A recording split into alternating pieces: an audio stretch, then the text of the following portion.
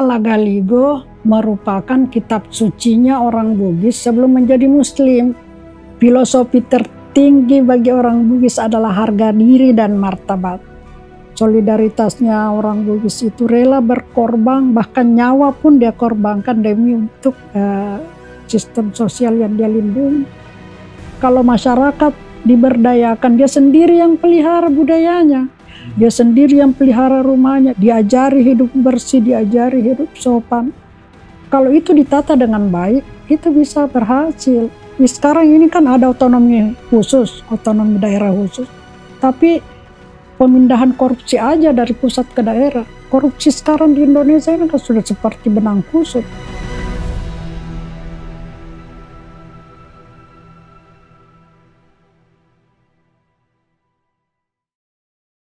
Salam hangat Sobat Chronicles, hari ini kita akan ngobrol dengan Profesor Nurhayati Rahman, seorang akademisi dari Universitas Hasanuddin Makassar.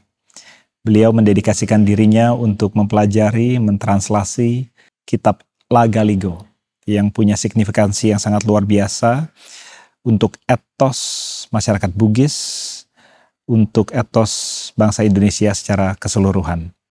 Kami mohon maaf, di episode kali ini ada sedikit kekurangan visual, tapi tidak mengurangi esensi dan substansi dari percakapan yang luar biasa ini. Enjoy Chronicles. Saya sangat senang menyambut Ibu Nurhayati. Selamat datang di Jakarta. Saya juga senang bisa bertemu dan berkenalan dengan anak-anak saya di sini. Anak-anak saya. Ya memang Chronicles ditonton oleh anak-anak muda. Ibu, anak-anak muda yang mungkin perlu mendengar pesan dari Ibu Nurhayati. Ya. Ibu Nurhayati punya portfolio riset dan pendidikan di S1 literatur, S2 di filologi, dan S3 kembali di literatur. Filologi juga jadi literatur, tapi spesifik literatur klasik. Literatur klasik gitu ya. Nah, jadi filologi juga. Oh, oke. Dan buat para pendengar yang mungkin masih belum paham tentang bukan hanya literatur itu ilmu tentang apa, tapi literatur itu ngapain aja. Bisa nggak Ibu jelaskan sedikit tentang? Jadi sebenarnya ilmu saya ini adalah ilmu yang paling kurang diminati. Namanya filologi ya. Berasal dari dua kata ya, filos dan logos ya. Cinta ilmu, cinta bahasa gitu.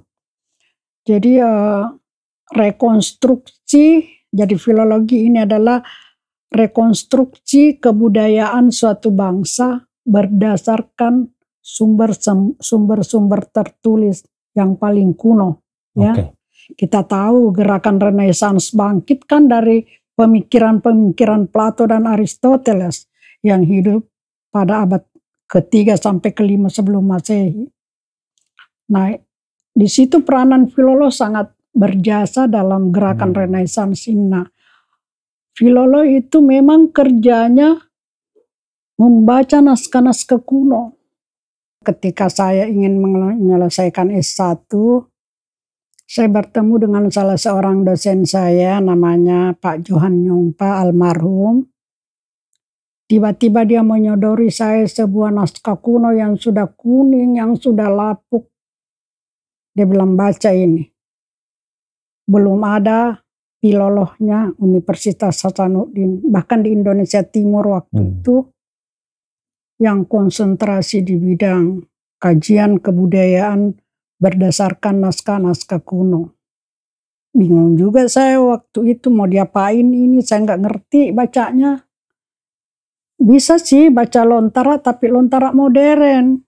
Sementara yang kuno-kuno banget itu saya nggak ngerti. Jadi pusing saya bawa pulang ke rumah. Aku disuruh dosenku ambil ini sebagai skripsi. Terus dia bilang, coba tanya nenekmu. Nenek saya waktu itu masih hidup. Nenek saya langsung bilang, oh ya ini langsung pakai bahasa Bugis, ini ceritanya ulama-ulama dulu ya, jadi kisah tentang para ulama. Tapi gubahannya persis dengan Lagaligo. Lagaligo kan 5 suku kata. Lalu ada beberapa episode yang terdiri dari 8 suku kata. Nah kalau ini 8 suku kata tapi ajarannya ajaran Islam. Tapi saya punya perkiraan bahwa ulama-ulama dulu dalam mengislamisasi Sulawesi Selatan ini memang dia menggunakan budaya sebagai media dakwahnya. Karena Lagaligo persis cara formula-formulanya, bahasa-bahasanya di dalam 8 suku kata dan dinyanyikan juga di muka publik. Lagaligo kan dinyanyikan di muka publik. Itu juga dinyanyikan pada malam Jumat. Ya. Akhirnya saya bertualang lah ya. Orang Bugis kan suka bertualang ya. Saya bertualang, bukan bertualang naik kapal berlayar kemana, tapi dari buku ke buku, dari literatur tua. Termasuk membaca naskah kuno di Museum Lagaligo Makassar. Ada naskah dari daun lontar yang sebagian hurufnya masih titik-titik. Saya harus mengidentifikasi dulu huruf-huruf kuno ini, baru bisa saya baca naskah ini. Kalau tidak, saya tidak bisa membacanya. Akhirnya dari naskah kuno yang ada di Museum Lagaligo Makassar itu, saya temukan bahwa ternyata kalau dia lurus begini sah. Ternyata kalau cuma titik begini itu A. Bagaimana caranya? Misalnya Weri, Gading, saya ngerti. Tapi ini huruf awalnya saya nggak ngerti. Ternyata itu sah. Dari situlah saya bertualang tentang Lagaligo awalnya. Jadi sebelum itu Ibu belum pernah membaca dan kira-kira bisa sih, tapi yang modern. Yang modern. Dan pemahaman orang di sekitaran Ibu pada waktu itu? Tidak ada yang tahu. Lalu kemudian saya ambil itu sebagai tesis S2. Ketika saya ambil doktor, kopromotor saya namanya Prof. Matulada melarang saya mengambil Lagaligo. Takut saya tidak bisa selesai, lalu kemudian terlalu rumit membaca naskahnya, hurufnya sudah mati sebagian, bahasanya juga sudah masih banyak yang berkaitan dengan Sanskerta, ya. Bugis, bahasa Bugis kuno, kau tidak bisa menyelesaikan studimu. Tapi saya sudah kepalang jatuh, sudah bucin ya. Cinta benar sama Lagaligo. Saya tetap tidak memperhatikan ketakutan dari promotor saya. Dan alhamdulillah saya di UI mengambil S3 saya, lalu kemudian diselingi studi pustaka di Leiden 1 tahun atas biaya dari Ford Foundation. Dan alhamdulillah saya lulus dengan cum laude. Luar biasa. 3 tahun setengah saja. Buat yang mungkin nggak paham, bahasa Bugis kuno itu beda dengan bahasa Kawi ya, Jawa Kawi. Beda. Dan punya akar. Tapi ada juga mirip, bisa kosakata sedikit-sedikit, misalnya Palguna, dari Sanskerta. Tapi di Bugis karena tidak ada huruf mati bahasanya, jadi dia bilang Palaguna. Ya, Sang Hyang, Dewata, Langit, dan sebagainya itu kan dari Sanskerta semua. Secara akademis berarti teks kuno Lagaligo pada waktu itu belum banyak dibahas. Padahal mungkin di dunia barat, di Inggris, di Belanda, sudah pernah disalin ya. Sejarahnya bagaimana Ibu? Ya, jadi pada pertengahan abad ke-19, memang waktu itu Belanda mengirim orang-orang untuk belajar tentang budaya penduduk setempat, lalu menerjemahkan Bible ke dalam bahasa-bahasa huruf-huruf tua ya, huruf-huruf yang ada di masyarakat di seluruh Indonesia, di Jawa juga, di Sumatera. Nah, di Sulawesi Selatan itu yang bertugas adalah namanya Dr. Benyamin Frederick Mattes ya. Dia lebih akrab disapa dengan Mattes. Nah, dia datang jalan-jalan ke sebuah kabupaten namanya Pindrang. Di situ dia lihat ada orang sekarat, sudah mau meninggal. Tapi kok bukan Al-Quran, padahal dia Islam. Kenapa bukan Al-Quran yang dibaca? Tapi ada dia lihat huruf-huruf tua. Lalu Mattes sebagai seorang akademisi dari Barat ya, tertarik mempelajari. Oh ternyata itulah yang Lagaligo yang dibacakan, teks-teks Lagaligo yang dibacakan. Dari situ kemudian Mattes tertarik untuk mempelajarinya. Lalu kemudian waktu itu belum ada masyarakat yang memiliki naskah Lagaligo itu secara utuh.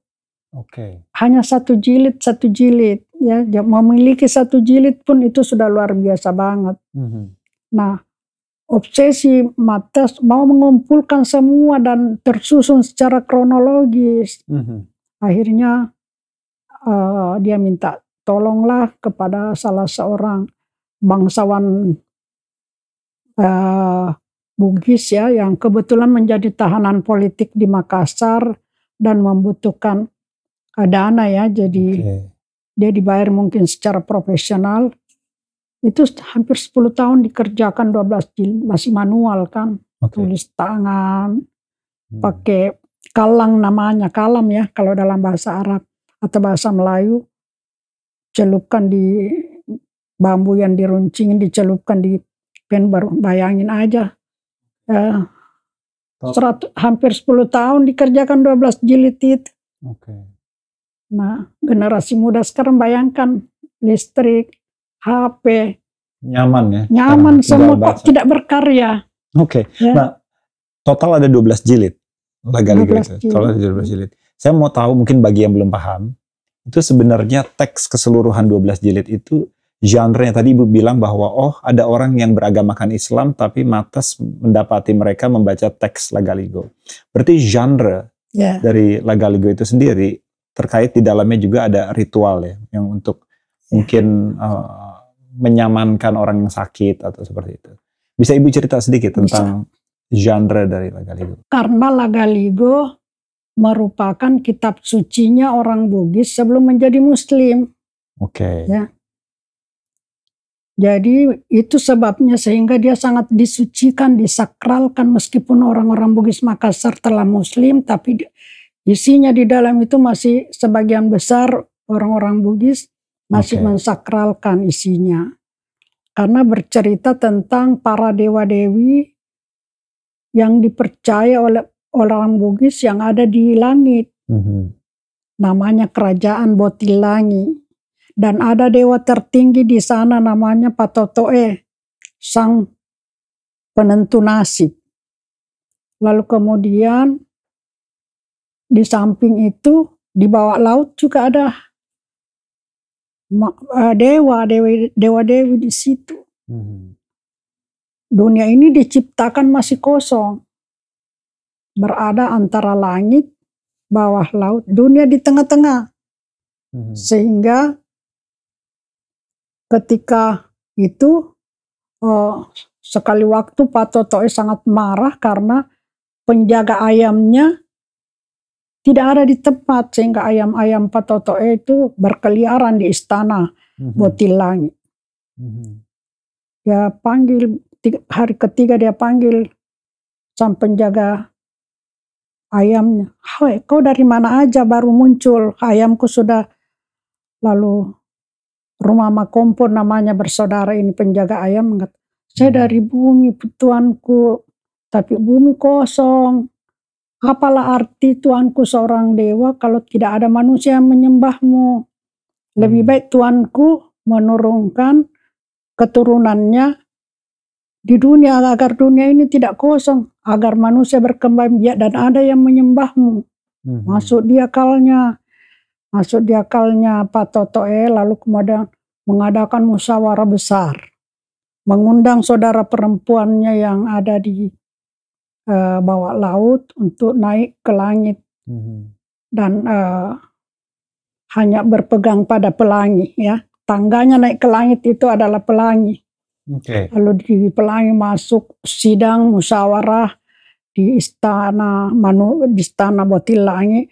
Lalu dalam sidang itulah diputuskan bahwa harus ada putra Patotoe diturunkan ke bumi dan putri dari Dewi Nyilik Timo. Nyilik Timo namanya dinaikkan ke bumi lalu kemudian dikawinkan supaya bumi ini terisi oleh manusia.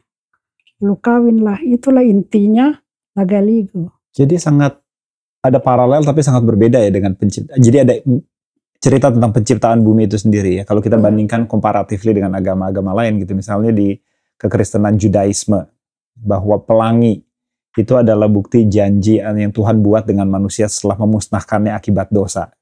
Di sini pelangi itu adalah tangga yang dipakai oleh dewa-dewi dewa-dewi yang mau turun ke bumi juga pakai pelangi. Oke. Jadi di situ masyarakat Bugis pertama mendengar tentang mitos penciptaan dunia. Iya. Tapi setelahnya juga ada petualangan ya Bu ya. Ada semacam apa ya, epos petualangan gitu ya. Iya, memang ini epos ya. Jadi diturunkanlah ini putra pertama Patoto dari Botil Langit dan putri pertama dari Wek Nyili Timo. Sebenarnya Wek Nyili Timo dengan Patoto ini adalah saudara, jadi bersepupu sekali. Dinaikkan ke bumi, lalu kemudian dinikahkan, lalu itulah yang beranak pinak. Tokoh utama di sini dalam Lagaligo adalah Saweri Gading. Inilah yang terkenal dengan petualangan lautnya. Karena kerajaan-kerajaan ini kan harus dibina, jadi caranya dengan cara berlayar. Dan melalui pelayaran itulah dia bertemu dengan beberapa tokoh-tokoh di dunia ini. Jadi memang dia sudah kosmopolit karena digambarkan ada Cina, ada India, ada Sriwijaya, ada Majapahit. Itu yang menyebabkan sehingga para ahli memperkirakan ini lahir pada saat kejayaan Hindu di Nusantara, tapi tidak berakar di Sulawesi Selatan, hanya sepintas gitu. Tidak sama di Jawa, Bali, dan Sumatera misalnya Hindu dan Buddha kan agak kuat. Nah, sekitar abad ke-10 mungkin ya? Macam-macam, tapi intinya pra-Islam. Kalau Profesor Matulada menyebutnya abad ke-7 sampai 10. Kalau Profesor Nordain di Belanda abad ke-10. Kalau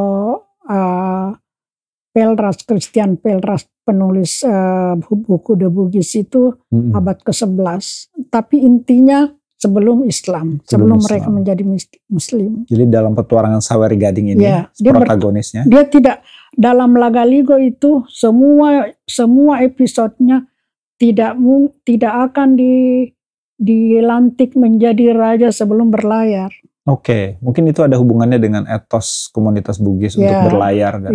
Dan juga penghargaan terhadap laut. Oke, karena salah satu... Ya, silakan. Karena itu dalam Lagaligo buaya tidak disebut buaya tapi sang pemilik air. Dan dia yang punggungnya itu yang ditumpangi turun ke bawah. Kalau dia mau naik ke langit pakai pelangi, tapi kalau mau turun ke bawah laut pakai punggungnya sang pemilik air. Berarti dari Lagaligo ini orang tahu tentang bagaimana bumi diciptakan, bagaimana kepahlawanan atau cerita tentang Saweri Gading, bagaimana hubungan antara manusia dengan alam. Tadi Ibu bilang dengan nggak boleh tidak menghormati laut atau air.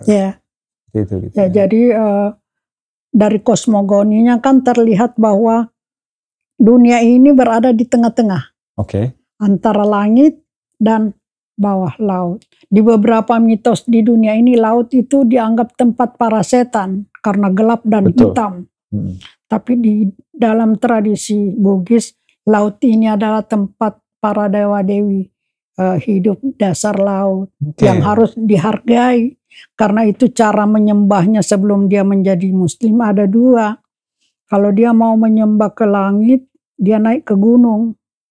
Kalau dia mau menyembah ke bawah laut, dia pergi membawa sesembahan dan berdoa di pinggir laut atau di pinggir sungai atau danau, yang penting air.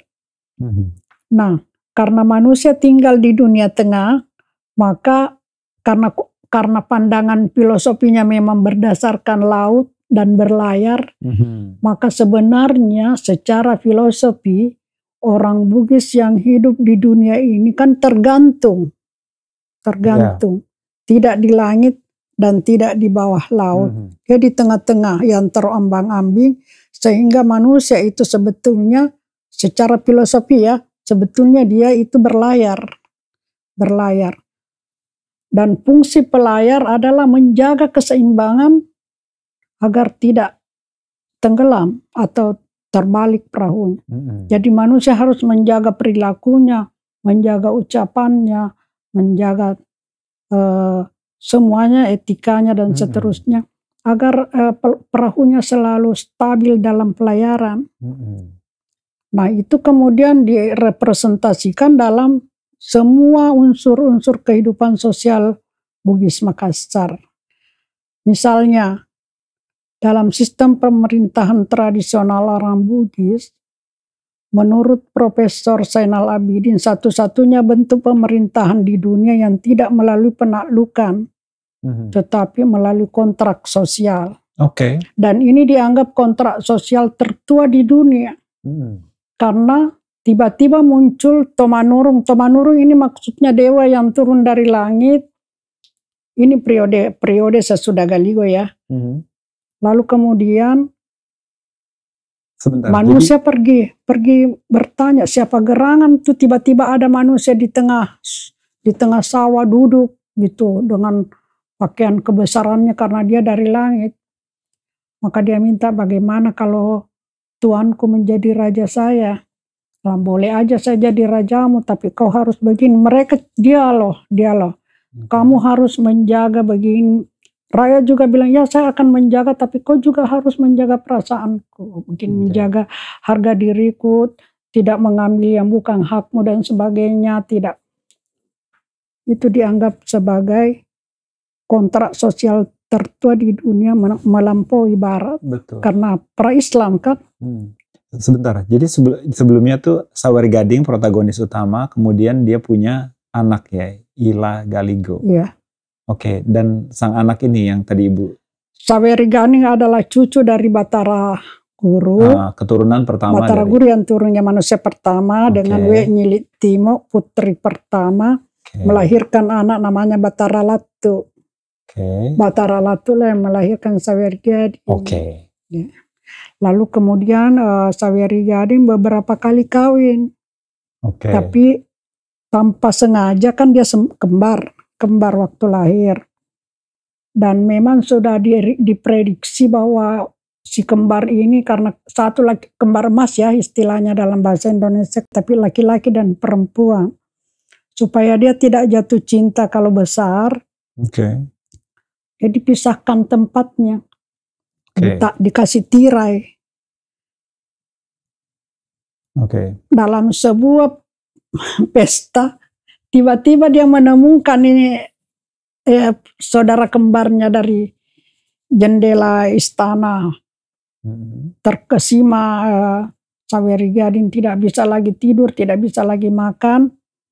Lalu kemudian dia mau mengawini perempuan cantik yang tanpa dia tahu bahwa itu saudara kembarnya.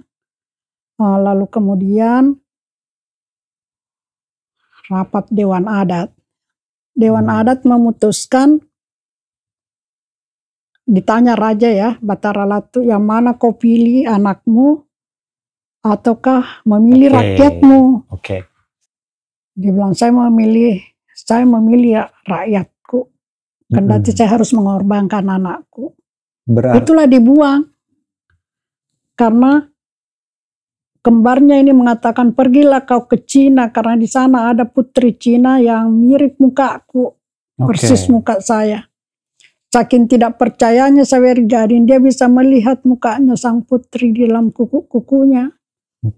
Karena itulah dia berlayar menuju Cina.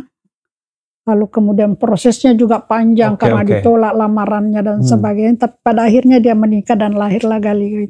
Jadi poinnya pada waktu itu sudah ada Dewan Adat. Ya, jadi sang raja tidak serta-merta memberikan titah. Buktinya kalau raja lain kan enggak mau anaknya dibuang kan.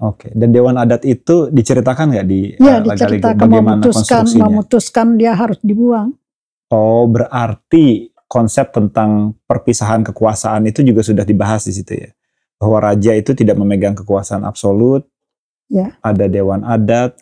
Dan yang mungkin tadi yang Ibu bilang tentang konsep tentang trias politika yang di barat. Yang dilaksanakan sesudah periode Galigo kan. Itu sudah dalam praktek kerajaan di Sulawesi Selatan. Jadi sepengetahuan saya ya, mungkin pemahaman orang adalah begini, bahwa kontrak sosial itu dimulai dari zaman John Locke di abad mungkin 17-18 atau Thomas Hobbes. Mungkin bisa ditarik ke John Calvin ketika di Eropa mereka bingung tentang kekuasaan gereja yang mengatasnamakan Tuhan menjadi kekuasaan yang mutlak, maka mulai ada pergerakan untuk memisahkan kekuasaan dari yang eksekutif, federal dan legislatif gitu ya. Tapi ternyata sudah pernah dibahas jauh di abad ke-8-7. Dibahas dan dilaksanakan dalam pemerintahan. Ya. Oleh cucu-cucunya. Ya. Tadi saya ceritakan tentang musyawarah agung di Botilain, kan perempuan dihadirkan, saudara perempuannya kan, dan dimintai pendapat, dan pendapatnya diperhitungkan. Dalam Islam kan perempuan tidak diperhitungkan fatwanya. Betul. Dan ini fatwanya juga diterima. Yeah. Yang kedua, raja mau mendengar pendapat penjaga ayamnya. Dia tidak serta-merta memarahi dan memukuli penjaga ayamnya secara diktator. Tapi dia mau menjadi pendengar dan mau mengikuti saran dari penjaga ayamnya yang notabene adalah pembantunya. Berarti ada sebuah panduan terhadap bagaimana seorang raja itu memperlakukan gender yang berbeda, memperlakukan kelas sosial yang berbeda di situ. Waktu itu belum ada kelas sosial, bahkan hamba pun disebut bisu. Bisu patudang namanya, saking dihargainya manusia. Makanya Profesor Dr. Friederike dari Belanda mengatakan bahwa dulu tidak ada hamba di Sulawesi Selatan. Nanti ada hamba setelah bersentuhan dengan Hindu. Dengan Hindu yang membagi kelas-kelas sosial secara tajam kan, ada pengaruhnya dikit. Karena dalam Lagaligo itu tidak ada hamba, yang ada bisu patudang. Bisu patudang itu artinya bisu adalah makhluk suci, patudang adalah yang melayani semua orang. Jadi bayangkan seorang hamba pun disebut bisu. Gitu. Ya memang tadi Ibu juga cerita tentang cara seorang raja menganggap kesaksian dari wanita, meminta fatwa, pendapat atau kesaksian dari, dan dihargai di level yang sejajar.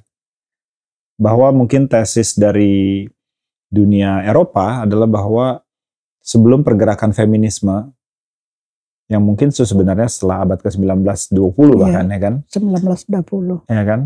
Itu bahwa sebelumnya wanita itu tidak diperhitungkan dalam, tidak boleh memilih, ya kan, tidak boleh voting. Jadi merekalah yang sebenarnya membawa kebebasan bagi perempuan. Dan di Orient, di negara-negara timur, termasuk Indonesia diantaranya, karena mereka bilang itu the global south, itu masih belum paham tentang peran wanita dalam kepemerintahan atau kesaksiannya yang di muka hukum. Jadi secara antropologis di dunia ini dibagi sistem kekeluargaan secara garis besarnya terdiri dari 3. Matriarkat itu adalah sistem kekeluargaan yang berdasarkan garis ibu seperti yang dipraktekkan oleh orang Minang dan di India juga ada dan di Afrika. Lalu kemudian patriarkat, ini sistem kekeluargaan yang berdasarkan garis ayah. Itu barat ya sangat patriarkat banget ya. Lalu kemudian bilateral. Bilateral ini adalah keseimbangan berdasarkan negosiasi dan kompetensi. Nah ini yang dirindukan sebetulnya oleh kaum feminis dan gerakan-gerakan gender yang ada di barat. Nah hampir seluruh peneliti baik dari Indonesia maupun orang-orang asing mengatakan bahwa sistem kekerabatan yang dianut oleh orang-orang Bugis Makassar itu adalah bilateral. Memang bukan patriarkat dan bukan matriarkat. Jadi keseimbangan antara laki-laki dan perempuan itu diatur di dalam Lagaligo tapi belum terlalu terperinci. Nanti setelah diaplikasikan ke dalam sistem pemerintahan tradisional, perempuan-perempuan ini mendapat tempat istimewa dalam sistem pemerintahan yang mirip-mirip demokrasi ini. Oke. Tapi beda demokrasinya Barat dengan demokrasinya Sulawesi Selatan ya. Kalau di Barat kan ya demokrasinya liberal ya. Suara rakyat, suara Tuhan. Bagaimana kalau semua rakyatnya pencuri, berarti suara pencuri, suara Tuhan. Ya. Vox Populi, Vox Dei. Kalau di Galigo itu ya ada namanya Solompawoi, yaitu seperti air yang mengalir dari atas, dan ada namanya mengelep pasang, seperti air yang menghempas ke darat. Ya. Pertemuan antara suara dari atas dan suara dari bawah digodok oleh Dewan Adat yang fungsinya sama DPR. Dewan Adat inilah yang mengeluarkan undang-undang. Dan dia juga menganut paham perbandingan hukum. Hukumnya tidak statis, ya, seperti yang ada di undang-undang kita. Hukumnya adalah dinamis, bisa berubah. Makanya dia dianjurkan berlayar, karena dalam pelayaran itu dia akan menemukan berbagai sistem adat dan tradisi di tempat-tempat lain, dan itu boleh diadopsi sepanjang itu memenuhi keadilan. Keadilan boleh diadopsi. Makanya dia berlayar, lalu kemudian dia bawa ilmu-ilmu yang dia dapatkan dalam pelayarannya dan dia praktekkan. Setelah dia praktekkan, dia bawa lagi ilmu keluar, dia amalkan lagi di tempat-tempat lain. Begitu caranya orang Bugis menyebar kebudayaannya di Nusantara ini.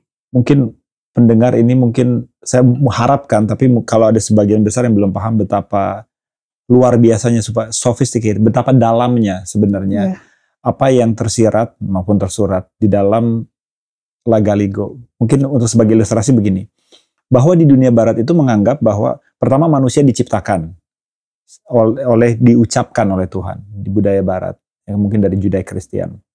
Manusia diciptakan dan karena dia percikan dari Tuhan, dia punya kebebasan bicara karena Tuhan punya kebebasan bicara, dan lahirlah etos individualisme, kemudian liberalisme. Dan manusia itu ditempatkan di dunia untuk menjaga dunia yang merupakan representasi dari kekacauan. Makanya pertanyaan tentang manusia dan kultur atau manusia dan alam, kultur dan alam atau manusia dengan alam, itu selalu menjadi pertanyaan penting di budaya-budaya Eropa. Bahwa manusia itu adalah kekuatan yang baik untuk alam. Tapi di mitos tentang penciptaan bumi di La Galigo, manusia itu bukan diciptakan untuk memberikan keteraturan pada alam. Manusia itu adalah produk dari langit dan dari bawah laut, dan dia berlayar mencari keseimbangan antara order and chaos, gitu ya. Dan dari situ ada etos tentang lingkungan hidup. Bagaimana seorang Bugis menyadari posisinya di dunia dan harus seperti apa memperlakukan alam semesta. Ya. Seperti tadi saya sampaikan bahwa manusia di tengah-tengah ini adalah fungsinya untuk menjaga harmoni. Semuanya harus harmoni dengan alam, dengan Tuhan. Dalam sistem demokrasinya tadi saya sudah sebutkan bahwa harus harmoni antara suara dari atas dan suara dari rakyat. Tidak seperti yang kita praktekkan di Indonesia sekarang ini, bahwa kita menganut paham liberal yang akhirnya kebablasan. Betul. Ya. Kalau di sini difilter oleh Dewan Adat yang sama fungsinya dengan, jadi sistem pemerintahannya menjaga keseimbangan. Relasi gendernya juga begitu. Tidak ada di dunia ini yang memberi tempat 5 gender. 5 gender? 5 gender, bukan 3, bukan 2, bukan 1. 5 gender. Kecuali yang ada di Sulawesi Selatan, khususnya di dalam La Galigo. Kelima gender itu adalah laki-laki, perempuan, cala bayi atau laki-laki yang berperilaku perempuan, calalai adalah perempuan yang kelaki-lakian, dan bisu in between. Bukan laki-laki, bukan perempuan. Kenapa dia harus independen? Karena dia berfungsi menghubungkan manusia dengan Tuhan. Kapan dia tidak netral, maka dia akan menjadi partisan. Makanya kalau meneliti di Sulawesi Selatan, hati-hati ketemu bisu. Kalau bisu didesak-desak, dia langsung juga desak. Kita bilang Allah itu laki-laki atau perempuan. Nah kan kita nggak bisa jawab kalau dibalikin begitu. Ada hal-hal sensitif memang dalam menjaga keberimbangan gender ya. Jadi diberi tempat. Calabai, calalai, bisu semua punya tempat khusus dalam struktur sosial orang Bugis Makassar yang diperhatikan selama ratusan tahun yang lalu. Ya, jadi mereka sepanjang tidak membuat kekacauan, sepanjang dia tidak merepotkan orang, sepanjang tidak membuat kegaduhan, diberi tempat yang sama dengan laki-laki dan perempuan. Tidak ada diskriminasi laki-laki harus hebat, harus superior, tidak ada. Pokoknya sepanjang dia bermanfaat. Kalau buka-buka sejarah di Sulawesi Selatan, maka Anda saksikan bagaimana perempuan-perempuan menjadi raja, memimpin perang, lalu kemudian sampai James Brooke yang datang 1812 ya kalau nggak salah di Makassar di Bugis, kaget dia melihat orang-orang wanita-wanita Bugis, kok bisa dia keluar tanpa minta izin sama suami, lalu naik kuda, lalu kemudian memimpin perang. Perang yang paling dahsyat kan itu adalah yang dilakukan oleh Sultanah Siti Aisyah Ummul Hadi Ilal Hadiah Raja Bone yang ke-22. Itu perang paling dahsyat yang dihadapi oleh Belanda sehingga beberapa kali minta bantuan ke Batavia. Kenapa dia diberi tempat? Karena memang demokrasi. Lalu hak-hak individu sudah diatur. Pada ide, pada elok, sifat toko. Maksudnya secara individu manusia semua punya kemauan. Tapi secara sosial dia harus saling menghidupi dan saling memanusiakan. Jadi ketiga isu yang ada dalam Galigo ini yaitu demokrasinya keseimbangan ya antara suara raja, gender, keseimbangan antara gender, lalu kemudian hak-hak asasi manusia, keseimbangan antara individu dan itu sudah abad ke-19-20 baru disahkan oleh PBB. Padahal ini sudah dipraktekkan pada pra-Islam abad ke-10 sampai ke-14 masih. Betul, bahwa hubungan manusia dengan konteks sosialnya itu benar-benar sebenarnya apa yang menjadi cikal bakal liberalisme, nasionalisme. Thomas Hobbes, John Locke adalah social contract theorists, right? Bahwa manusia adalah makhluk individu, tapi tidak bisa setuju satu sama lain, butuh negara untuk mengarbitrase permasalahan di antara mereka, lalu memberikan kepada penguasa sedikit dari hak individu mereka supaya dia bisa berada di dalam sistem yang stabil, gitu ya. Dan komunisme pokoknya stabil, harmoni. Tapi ada pandangan lokal di masyarakat Buddhis tentang bagaimana harusnya manusia bernavigasi di antara sistem sosial dengan manusia-manusia yang lain gitu ya. Ya. Konteks sosial. Karena dia pelaut kan, jadi dia otomatis kosmopolit. Dia bertemu dengan berbagai macam bangsa dan satu-satunya yang bisa menjaga keseimbangan itu adalah dengan saling menghargai antara hak-hak individu dan hak-hak sosial. Jadi konsep tentang hak individu, orang individu itu sudah ada di situ ya. Pada elok, sifat tokong itu sudah jadi semboyan lah. Iya, banyak orang menyangka, Ibu ya, bahwa hak individu itu orang dari, jadi begini, orang dari dulu udah tahu bahwa manusia itu punya hak individu. Maksudnya sebagian besar sejarah manusia itu nggak seperti itu sebenarnya. Sebagian besar sejarah manusia itu hak individu itu hal yang baru sebenarnya. Klaim dari Eropa adalah seperti itu. Sebelum gerakan liberalisme, yang ada adalah hak kasta sosial. Anda anak raja. Kalau Anda kaum dari kerajaan, maka Anda punya hak yang lebih besar dari hak individu kaum awam karena hak Anda berasal dari Tuhan. Seperti itu. Berarti di kitab Lagaligo itu sudah paham tentang hak individu seorang pelayar. Ya. Karena dia berlayar, lalu kemudian bersentuhan dengan berbagai manusia, lalu kemudian dalam sistem ritualnya sangat menghargai alam ini, harus menghargai air, menghargai apa yang datang dari langit. Semuanya harus dijaga keseimbangannya agar masing-masing diberi hak hidup. Ada satu episode namanya Mempaloe. Mempaloe ini bercerita tentang petualangan putri pertama Batara Guru yang meninggal ketika berusia 7 hari. Dia meninggal, lalu kemudian sekali waktu seminggu kemudian dia bersama istrinya Nyili Teimo pergi meninjau kuburnya, lalu kemudian di kubur itu tumbuh padi yang ramai sekali.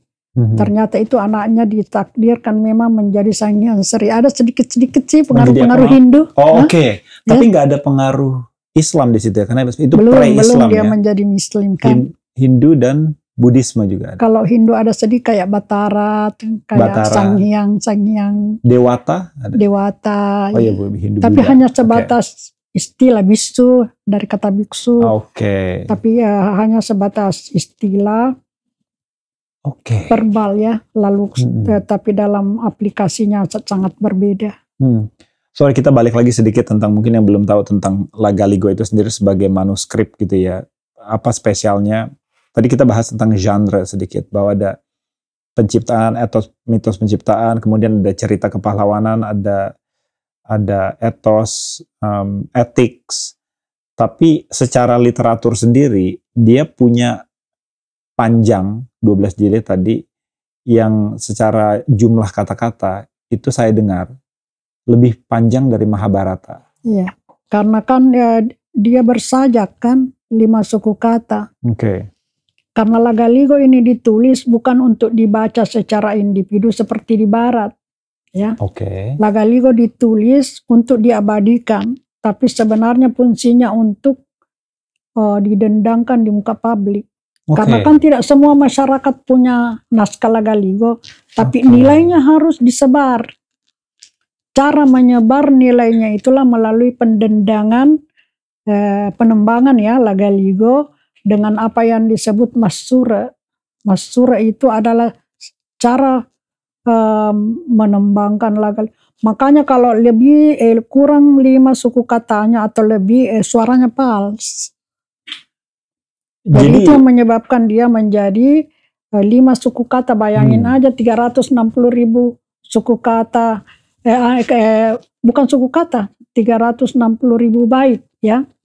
Cuma baitnya tidak ditulis kayak puisi tersusun ke bawah, tapi sambung menyambung.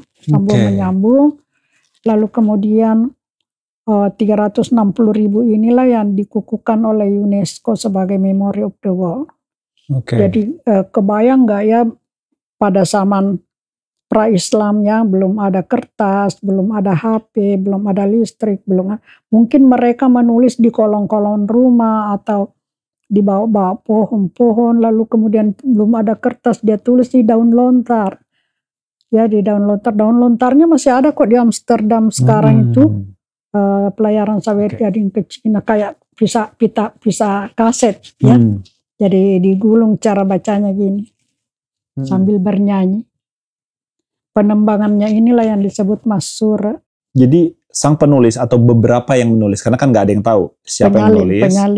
Yang menyalinnya itu namanya salah satu penyalinnya yang 12 jilid ini adalah Retna Kencana Coli Pujie Arupancana. Disebut Retna Kencana karena dia keturunan Melayu. Ibunya ada keturunan Melayu, lalu kemudian ayahnya Raja Tanete, lalu kemudian memang Mattes dalam beberapa kumpulan surat-suratnya ke Belanda mengakui bahwa saya beruntung karena saya bertemu dengan cendekiawan perempuan Bugis yang menguasai ilmu yang membuat saya penasaran ini. Dan dalam struktur penulisannya itu berarti sudah dipikirkan oleh penulisnya bagaimana caranya mempreservasi pengetahuan itu karena didendangkan. Sebenarnya nggak banyak, bukan hanya pesannya itu sebenarnya epic gitu ya, tapi berirama ya, gitu, berirama dan per 5 silabel gitu, dan didendangkan. Mungkin di kebudayaan Timur Tengah dulu nggak banyak, tapi ada juga. Jadi di beberapa kitab yang menjadi kanon Alkitab, misalnya di situ ada satu kitab namanya Song of Solomon, Kidung Agung kalau di bahasa Indonesianya. Itu juga berirama seperti itu. Mungkin saya mau bagikan kepada pendengar betapa sophisticatednya, betapa dalam cara berpikir orang pada zaman itu untuk bukan hanya menyampaikan isi dari kata-katanya, tapi juga mempreservasi cara penyampaiannya. Karena sangat penting untuk supaya generasi selanjutnya itu tahu tentang isinya dan tidak lupa, sehingga tidak lupa itu didendangkan. Didendangkan. Karena itulah saat-saat mensosialisasikan nilai-nilainya kepada masyarakat umum.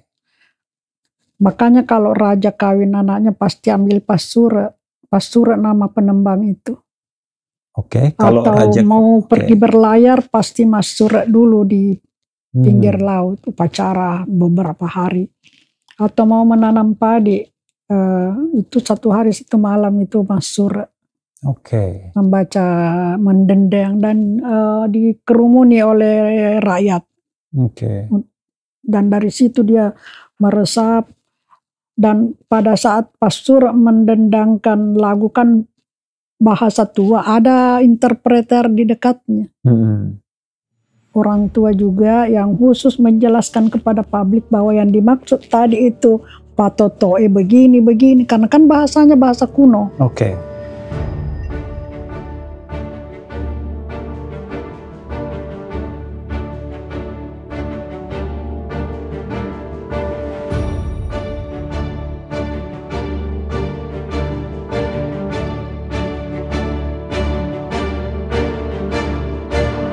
Baik, Ibu Nurhayati, cara manusia untuk memahami alam, memperlakukan alam, itu mendominasi isu-isu geopolitik dunia sekarang. Di tempat saya mengajar di Inggris, dan karena mempengaruhi isu-isu geopolitik, maka juga mempengaruhi isu-isu domestik.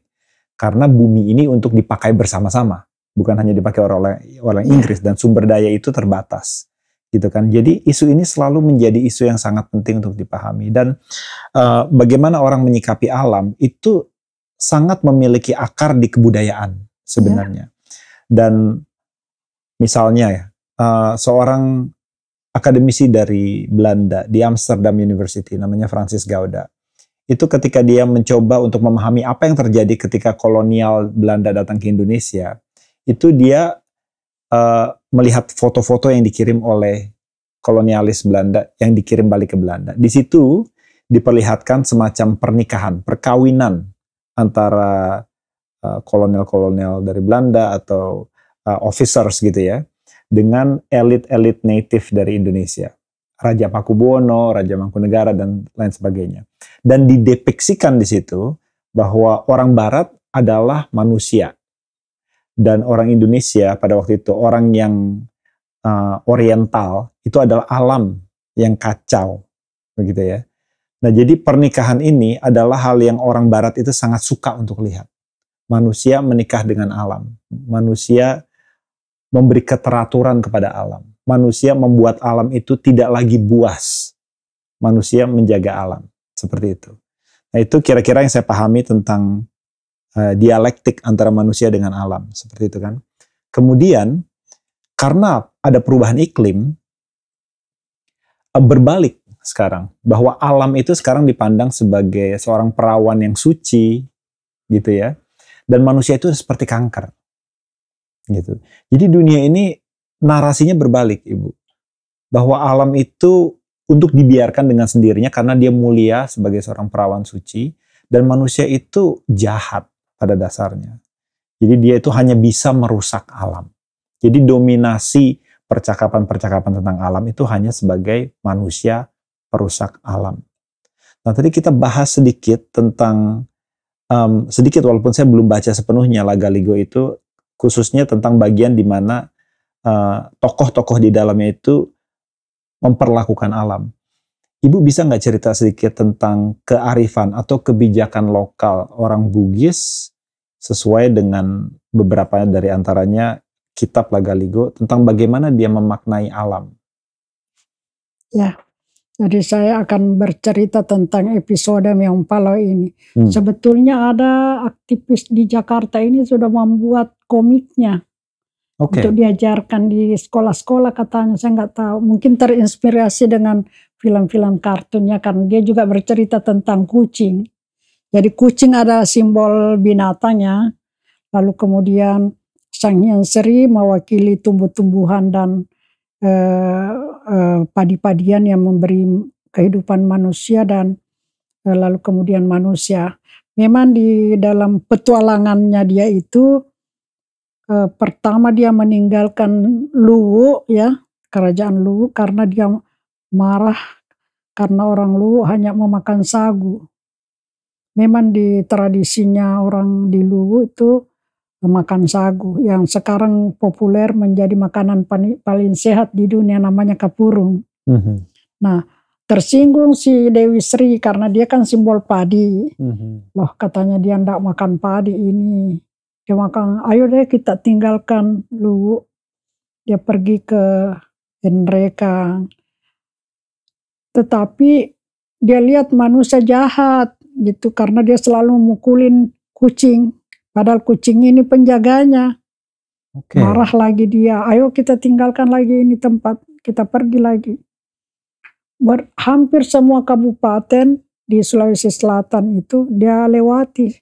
Bukan berlayar lagi seperti toko-toko Sawer Gading yang toko-toko Lagaligo yang lain, tapi bertualang di darat.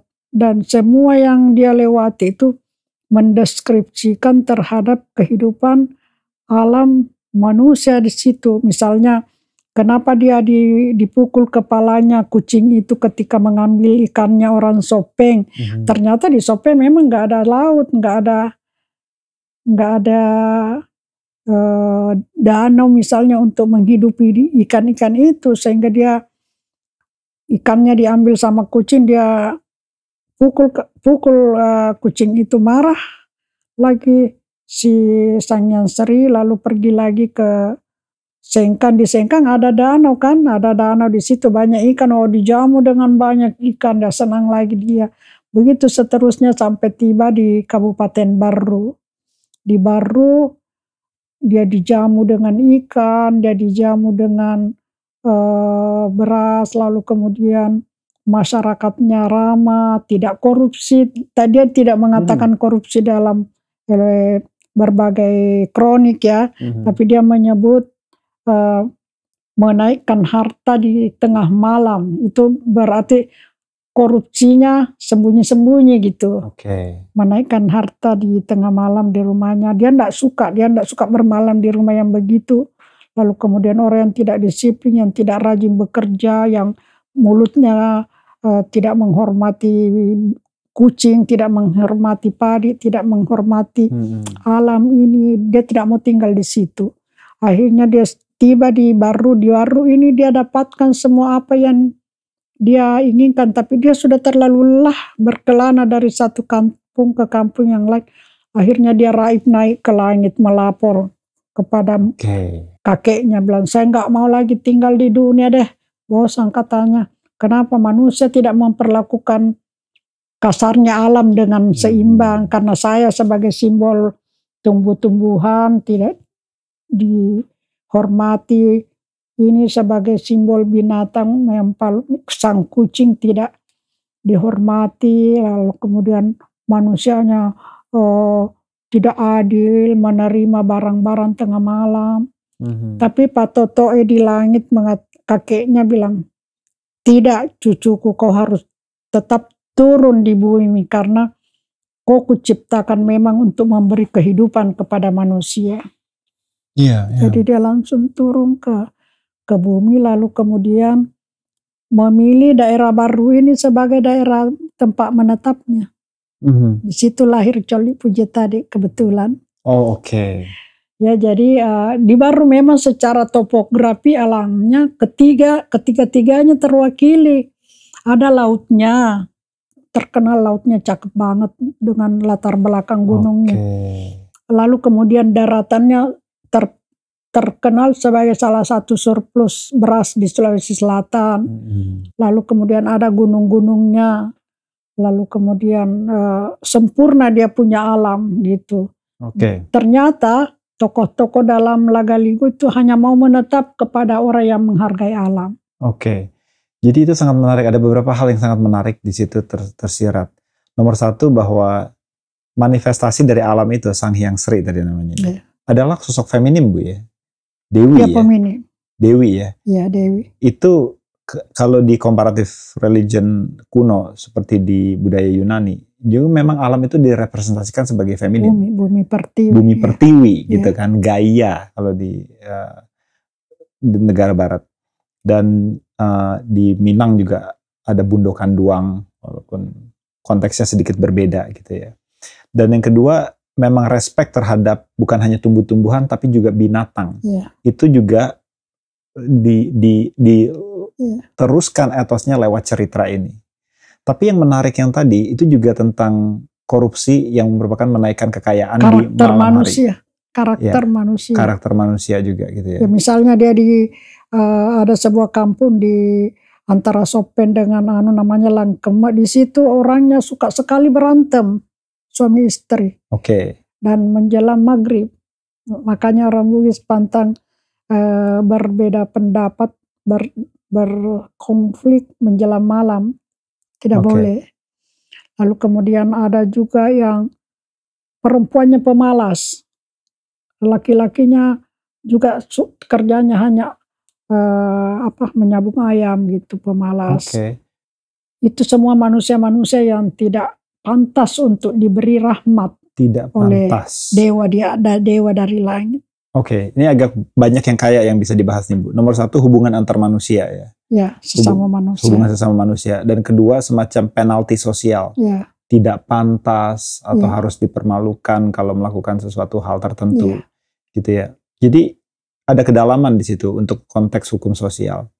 Nah, bagaimana Ibu menyikapi keadaan-keadaan sekarang? Kita balik lagi ke kita berdua seorang akademik gitu ya. Dan kita melihat di Indonesia itu akuntabilitas seorang akademisi itu mulai dipertanyakan dengan kasus-kasus kontemporer yang mencemari dunia akademik. Dan bahkan di luar dunia akademik, di dunia politik pun gitu ya. Banyak sekali contoh-contoh hilangnya rasa malu, hilangnya kepekaan terhadap hukum sosial. Seakan-akan manusia lupa akan etika yang menjembatani hubungan antar manusia. Di Lagaligo itu sendiri ada contoh-contoh tentang bagaimana seharusnya manusia yang melakukan misconduct gitu ya, itu dihukum secara sosial dan lain sebagainya. Bisa Ibu jelaskan sedikit contoh-contoh di situ? Karena begini, di dalam Lagaligo itu kan sistem nilai ya, nilai yang value harus dipegang. Salah satu nilai utama orang Bugis Makassar itu adalah siri napace. Siri itu harga diri, bukan siri kayak bahasa Sunda ya, cemburu. Siri di Sulawesi Selatan itu filosofi tertinggi bagi orang Bugis adalah harga diri dan martabat. Jadi dia sangat menjunjung martabatnya, sangat menjunjung harga. Kalau ini yang sensitif disentuh, memang dia ngamuk. Itu yang menimbulkan image negatif, stereotip yang negatif ya terhadap orang Bugis Makassar kalau keluar, karena wilayah sensitifnya ini yang orang luar tidak tahu bahwa ini sensitif. Gitu. Passe ini adalah solidaritas, tapi solidaritasnya berbeda dengan apa yang kita pahami seperti dari Barat ya. Solidaritasnya orang Bugis itu rela berkorban, bahkan nyawa pun dia korbankan demi untuk sistem sosial yang dia lindungi. Jadi ini satu paket, tidak boleh siri napasse dipisahkan. Dia satu paket. Jadi kalau dia berbisnis, dia memang sangat individualis. Karena dia punya prinsip Majelis Suro Warampa Watakale atau Majelis Suro Warampa. Badan ini boleh bersaudara secara darah, tetapi harta kita jangan. Harta kita itu yang menyebabkan dia terkenal sebagai saudagar. Dia sangat individual dalam berbisnis. Tetapi ketika pasti bicara ini boleh habis ini harta yang dikumpul banyak demi untuk solidaritas. Itu yang membedakan dengan konsep Barat. Sama dengan demokrasi, beda demokrasinya dengan Barat. Keseimbangan dari bawah, dari atas. Kalau berbisnis, keseimbangan antara individu dan sistem sosialnya itu adalah spesial. Makanya satu paket, tidak boleh dipisah ini. Ke depan dipisah, manusia Bugis paling suka bersaing. Hobi dia bersaing. Jadi satu-satunya yang mengikat persaingan itu adalah solidaritasnya yang sangat tinggi. Konsep keadilannya juga berbeda dengan konsep keadilan yang dianut oleh Barat. Ya. Konsep keadilannya orang Bugis Makassar, kalau terpaksa menempuh jalan kesulitan, beri dia lawan seimbang. Ya. Kalau terpaksa menempuh jalan kesulitan, dalam Lagaligo disebut, apabila kau bertemu musuh di dalam, sorry ya pakai ini, di Sunda gini ya. Apabila kau bertemu dengan musuh di tengah laut, maka palingkanlah perahumu 7 kali ke kanan, 7 kali pula ke kiri. Nanti betul-betul perahumu tidak diberi jalan, baru kau menempuh jalan kesulitan. Tetapi sekali kau menempuh jalan kesulitan, itu taruhannya nyawa, nggak boleh mundur selangkah pun. Itu yang menyebabkan orang Bugis di luar selalu dianggap orang nekat. Karena kadang-kadang kalau sudah sirik bicara, dia tidak pikir nyawanya. Ini sangat menarik, Bu. Ini ada beberapa hal yang saya mau bahas. Jadi semacam cara orang bumi memaknai individualisme dan solidaritas itu semacam campuran. Jadi ada sedikit ruang etos liberalisme di situ ketika dia melakukan bisnis. Dia paham sekali apa yang disebut hak individu. Tapi ada yang mengikat. Tapi ada yang mengikat, ada semacam pagar, gitu ya. Ada pagar solidaritas di situ. Ya, jadi kebebasan individu ini tidak kemudian liar dan tumbuh kemana-mana dan mencederai dan mengakibatkan kesenjangan sosial. Tapi dipagari oleh solidarisme yang murni, yang lahir dari cara dia memaknai manusia yang lain, seperti itu ya. Dan yang tadi tentang dia kalau bertemu musuh di laut itu harus ke kanan, ke kiri, tapi kalau saatnya sampai dia tidak bisa lagi pergi kemana-mana, dia harus hadapi. Itu juga ada sedikit stoicisme di situ, stoik, sebuah mental untuk menghadapi masalah dead on, gitu ya, yang membuatnya punya karakter yang mungkin dikenal sekarang sebagai diidentikan sebagai manusia yang keras, tapi keras dan diperlukan untuk keras, gitu. Ya memang ada saatnya gitu ya. Indonesia sekarang butuh pemimpin keras. Betul. Karena sudah kebablasan demokrasinya. Dan yang punya malu. Seperti itu. Betul. Ya. Menurut Ibu, ketika bangsa ini berdiri dan kita sedang melihat bangsa ini dirumuskan dalam sistem kepemerintahannya seperti apa. Tadi kita bahas sedikit tentang demokrasi, tentang liberalisme. Kira-kira pencetus Indonesia pada waktu itu sudah bisa mengakses Lagaligo atau belum, Ibu? Belum.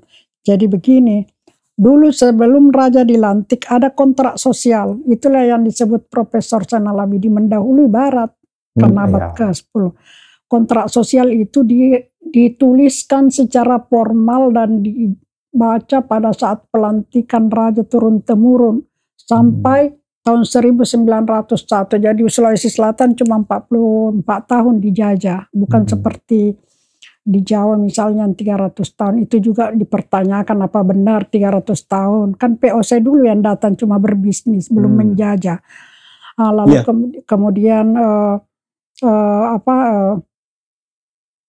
waktu Belanda berkuasa, jangan lupa waktu Belanda berkuasa dia membuat undang-undang yang salah satu undang-undangnya itu melarang perempuan mencampuri wilayah publik. Dari sini wanita-wanita Bugis didomestikasi oleh undang-undang Belanda. Dan konon di Jawa juga berlangsung itu, didomestikasi melalui. Coba lihat pasar-pasar di Jawa kan kebanyakan perempuan yang menguasai, menjual jamu dan seterusnya. Wanita-wanita publik di Jawa berkeliaran, tapi memang Belanda kalau sudah menaklukkan sebuah daerah, dia undang-undangnya diterapkan. Dan salah satu undang-undang yang dia terapkan itu adalah wanita-wanita tidak diizinkan mencampuri urusan-urusan laki-laki di publik. Dia harus menjadi makhluk domestik. Nah, perempuan-perempuan Bugis ketika itu yang terkenal sangat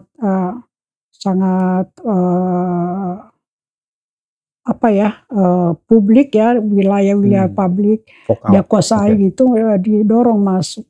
Lalu pada tahun 1928 kita sepakat menjadi Indonesia. Kita sepakat menjadi satu, bahasa, tanah air dan seterusnya. Puncaknya ketika 1945 kita bersepakat menjadi bangsa Indonesia dan menjadikan Pancasila sebagai puncak tertinggi daripada undang-undang kita di Indonesia. Nah, sayangnya ketika ini terjadi dari Belanda, lalu Sumpah Pemuda, lalu suku-suku di Indonesia yang lebih 1.000 suku di Indonesia, satu-satunya di dunia. Bayangkan Afghanistan cuma 4 suku, tapi sepanjang sejarahnya adalah perang. Sementara kita lebih 1.000 damai-damai. Sehingga konon kabarnya kita di satu sisi memang sangat negatif ya, tapi pada sisi yang lain dari segi kedamaian, kita katanya konon kabarnya jadi model di Universitas Al-Azhar Mesir sebagai negara yang damai gitu. Tapi ketika kita memilih sebagai bangsa Indonesia, kita berbondong-bondong meninggalkan rumah-rumah kecil kita, budaya kita. Itu yang saya sebut rumah kecil. Lalu kemudian berbondong-bondong masuk ke rumah besar atas nama Indonesia. Penuh sesak, sumpek ya. Kehilanganlah semua tradisi penurunan budaya-budaya di Indonesia terputus. Tidak sama Jepang, Korea, Cina. Ketika samurai di Jepang tidak ada lagi, digantung semua pedangnya yang panjang, rambut-rambut dengan pakaian besar sudah tidak ada lagi. Tetapi jangan lupa nilainya tidak pernah berhenti. Bahwa kalau samurai itu mengajarkan keberanian, mengajarkan kejujuran, dia berbisnis dengan berani dan jujur, dia berpolitik dengan berani dan jujur, karena nilainya berlangsung terus, tidak terpotong. Nah, masalahnya kita terpotong sejak Belanda. Lalu kemudian atas nama Indonesia, sebenarnya Indonesia adalah sesuatu yang membanggakan ya, nasionalisme kita. Kita kalau menjadi negara Jawa, negara Sulawesi, mana diperhitungkan di dunia. Tetapi kalau dari Sabang sampai Merauke itu naik pesawat 6 jam. Bayangkan dari Jakarta ke Jepang, naik pesawat 6 jam, berapa negara kita lewati. Kalau ini dipecah-pecah, tidak ada juga gunanya. Dia akan menjadi pasir di tengah laut. Tetapi karena besarnya kita, cuma sayangnya manajemen budaya ini terputus penurunannya. Akhirnya mengindonesia kita tapi tidak tahu karakter apa. Dia menjadi bangsa inferior. Ya, segala sesuatu yang dari barat, segala sesuatu yang dari luar itu dianggap hebat dan akhirnya dia menjadi inferior dengan budayanya. Itu yang terjadi sebetulnya. Tradisi penurunan terputus, bukan menyalahkan Indonesia. Sistem yang dibangun tidak memberi tempat yang berimbang. Kalau Ananda semua jalan-jalan ke daerah sampai di gunung terpampang, mari menggunakan bahasa Indonesia yang baik dan benar. Pernahkah ada imbangannya? Mari menggunakan bahasa ibu. Di rumah aja, nggak usah di luar rumah. Tapi tidak ada kan, jadi mulai bangun anak-anak sampai mata terpejam berbahasa Indonesia. Sehingga diperkirakan dari 1000 suku, karena suku dianggap suku karena mempunyai bahasa tersendiri, itu 25 tahun yang akan datang setengahnya akan punah. Apa indikatornya? Semua ibu muda sekarang tidak ada lagi berbahasa ibu kepada anak-anak. Jadi salah satu yang bertanggung jawab terhadap kehancuran peradaban bangsa ini adalah ibu. Ya, jadi ini yang sangat mengerikan sebetulnya ya. Kita mengindonesia, tapi kalau kita tanya yang mana sih Indonesia, budaya Indonesia itu yang mana? Itu yang disebut Anderson ya, yang dari Amerika Ben Anderson, bahwa sebenarnya Indonesia ini just imagination ya, hanya imajinasi. Mana ada Indonesia? Kalau keluar pasti Sunda, pasti Jawa, pasti Bali, pasti Makassar atau Bugis. Ya, nah, kita kebablasan karena euforia merdeka kan, kita juga paham sekian tahun kita dijajah oleh Belanda, tiba-tiba kita terlepas, mari kita. Dan ini sebenarnya peristiwa sejarah yang sangat mengagumkan ya, karena bisa merangkul ribuan suku, lalu kemudian mengindonesia, lalu kemudian damai, tidak ada konflik-konflik. Ada sih riak-riaknya, tapi tidak separah yang terjadi di negara-negara lain. Jadi rumah-rumah kecil ini jadi roboh. Roboh, lalu kemudian rumah besar Indonesia penuh sesak dengan euforia keindonesiaan. Ini yang sangat berbahaya sebetulnya, yang bisa menjadi, apalagi dengan sistem yang dibangun sekarang ini ya. Kalau dalam Lagaligo kan korupsinya tengah malam, warang param menrek tengah benih. Artinya sembunyi-sembunyi, bisik-bisik. Sekarang ini korupsi terbuka. Boleh kasih proyek, tapi berapa persen saya dapat. Ya, jadi kebablasan memang Indonesia. Kalau saya baca medsos itu anak-anak kasar sekali menyebut alat kelamin dan sebagainya dengan kata-kata kasar. Jadi dulu banyak orang mengambil jurusan Indonesian Studies di Belanda itu karena tertarik dengan Indonesia. Terutama lemah lembutnya, santunnya, gadis-gadisnya yang gemulai dan sopan. Sekarang kebalik semua. Bicaranya kotor, kasar. Sehingga kita dinobatkan sebagai medsos paling tidak beradab di Asia.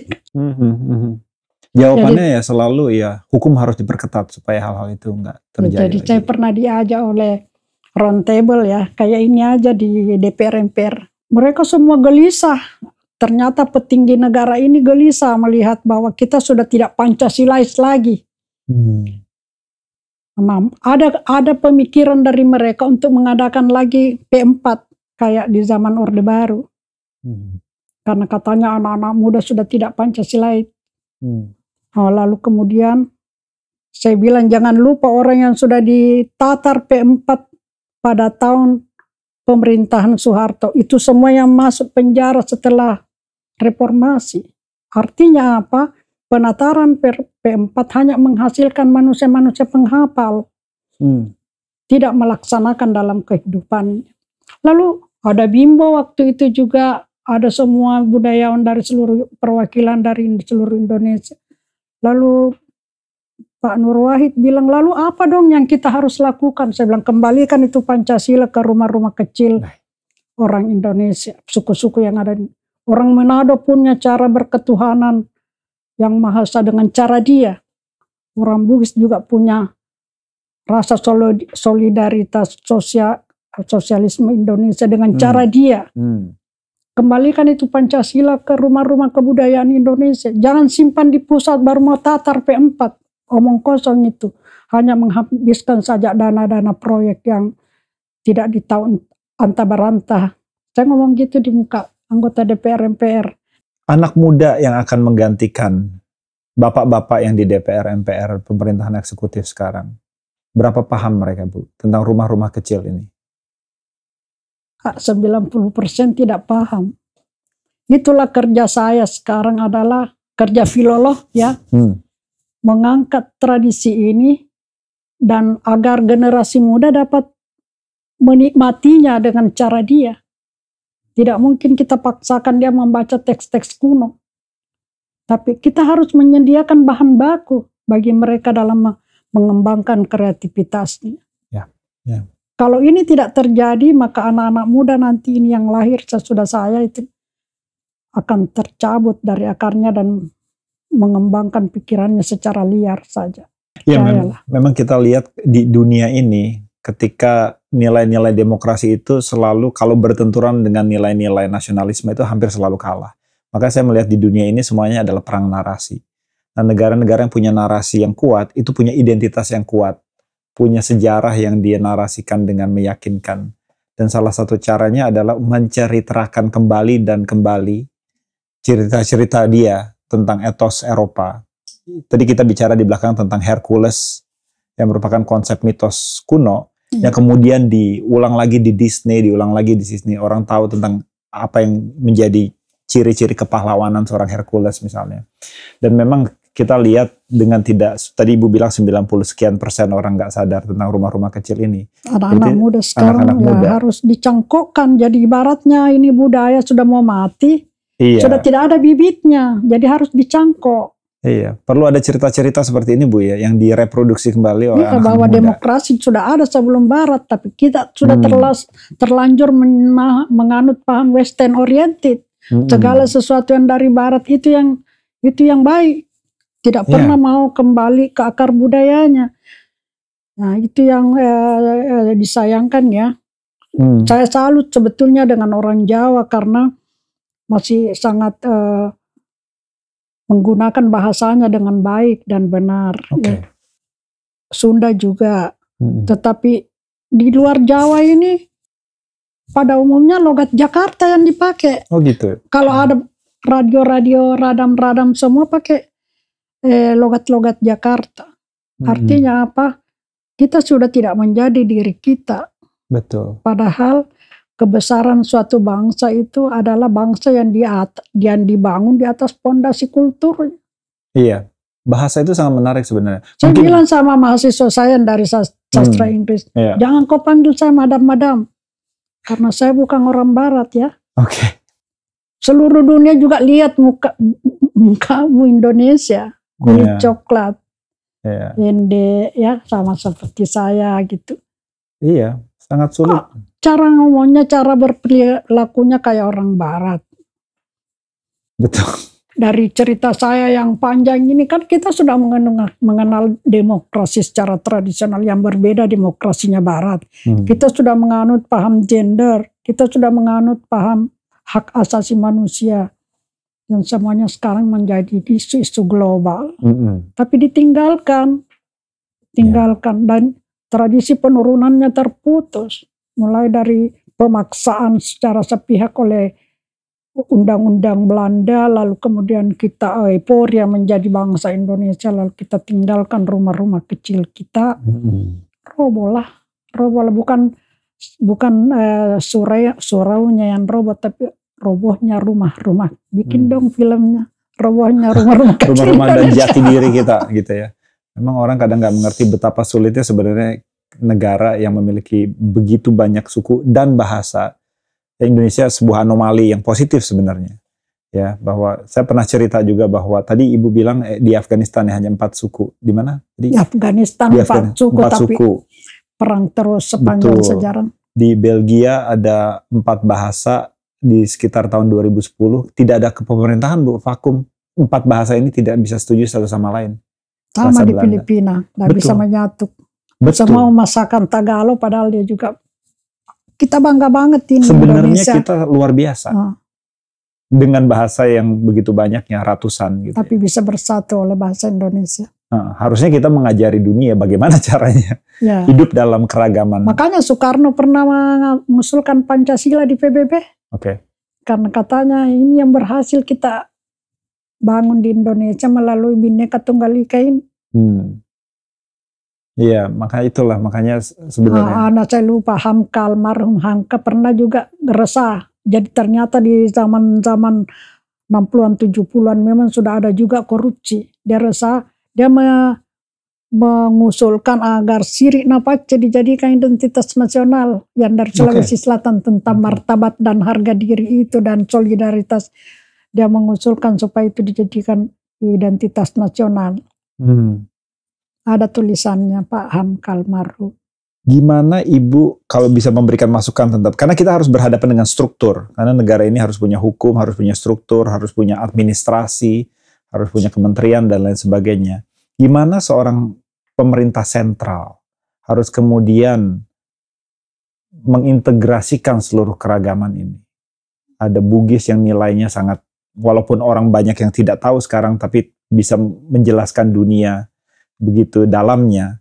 Ada orang Minang, ada orang Papua yang saya belum tahu ada apa lagi di situ yang dalam dan bermakna yang bisa dikontribusikan. Orang Jawa. Gimana menurut Ibu kita harus sebagai sebuah bangsa yang utuh?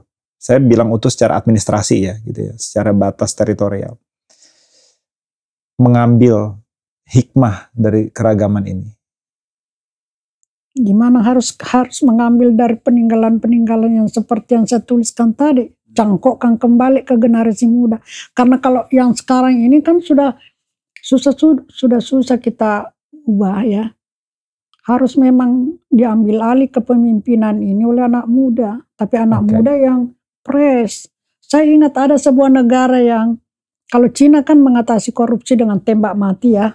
Di Cina. Selama ditembak itu koruptor, sudah tidak ada lagi koruptor di Cina. Ada mungkin tapi sedikit. Lalu ada sebuah negara di Amerika Latin, saya nggak tahu lupa cara mengatasi korupsi dengan mempensiunkan semua orang tua yang sudah kotor itu pikirannya. Dia pensiunkan semua, baru diangkat ini anak muda semua kayak kalian, tapi dikontrak per 5 tahun. Kapan dalam kontrak itu korupsi lagi, ganti lagi.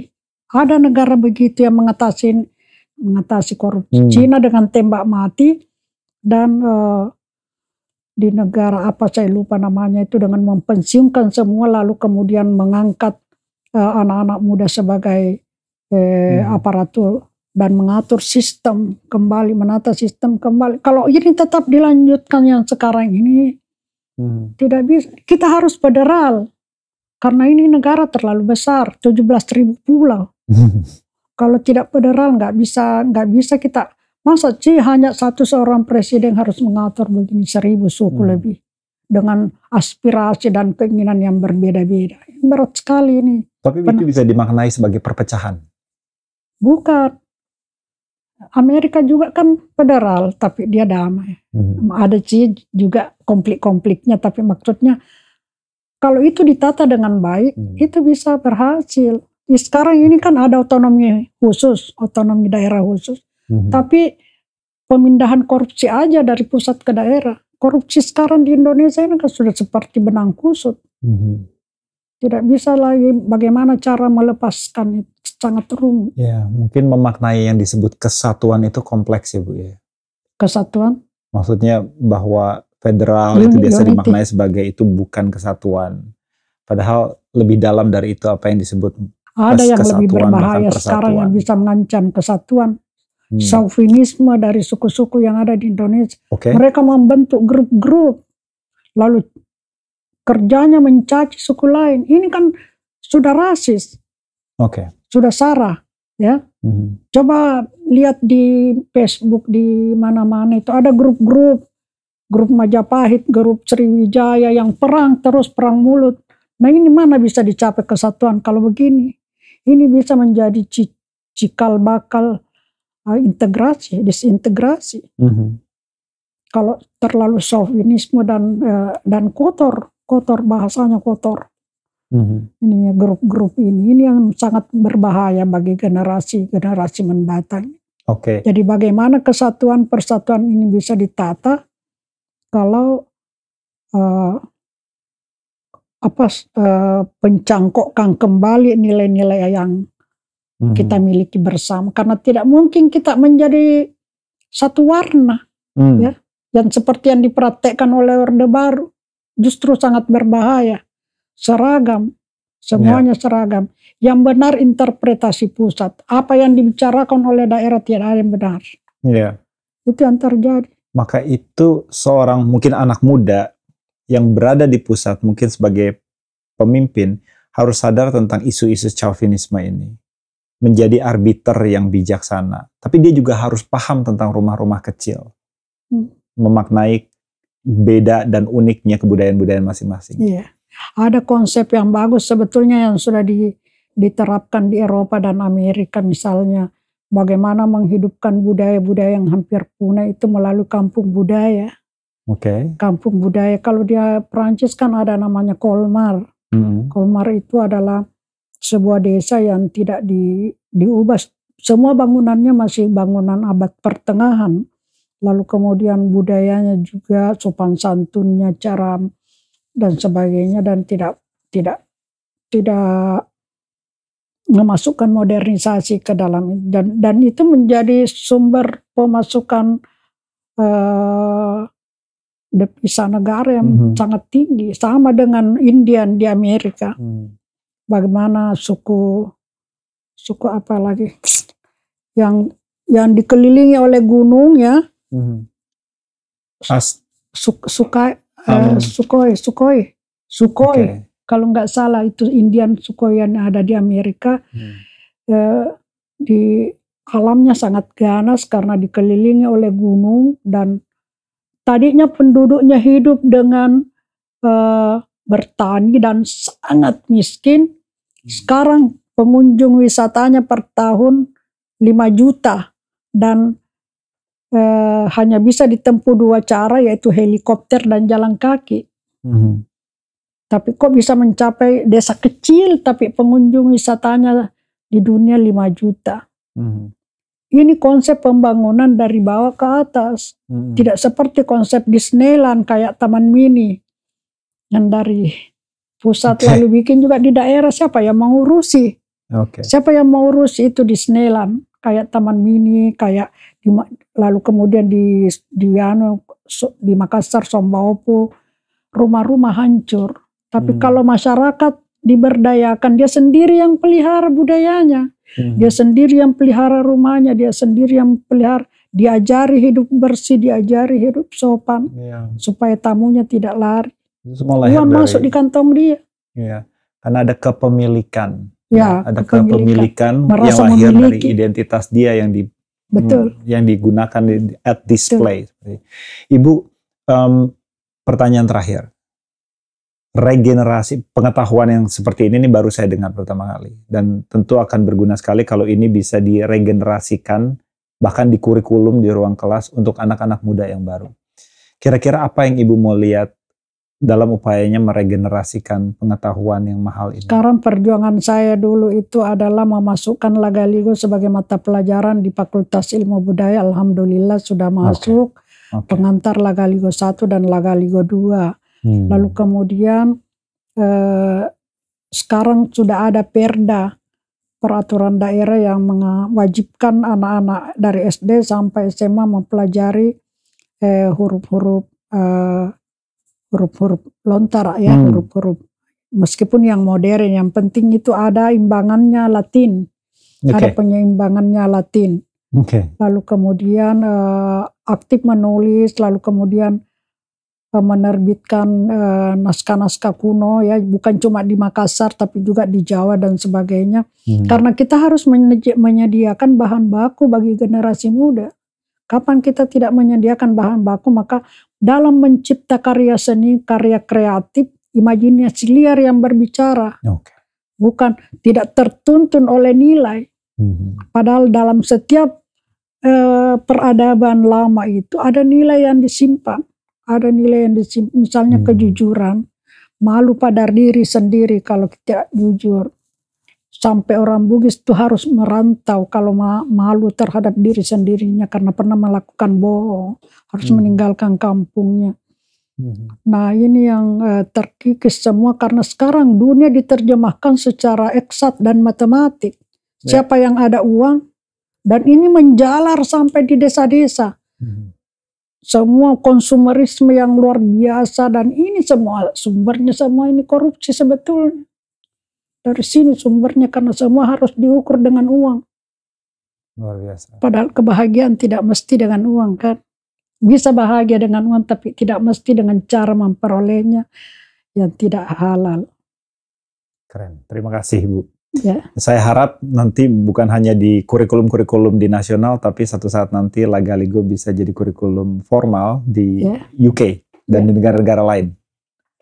Terima tapi kasih. Yang paling penting sebetulnya bukan teksnya, tapi bagaimana transformasi nilainya. Transformasi nilai yang sekarang direduksi hanya sebagai ranah-ranah mitos dan domain literatur. Baik, terima mitos kasih. Itu dilahirkan kan untuk menciptakan kedamaian. Keseimbangan. Itu kata-kata yang akan saya ingat. Ya. Baik. Terima kasih Ibu. Ya. Rekan-rekan, that's Chronicle.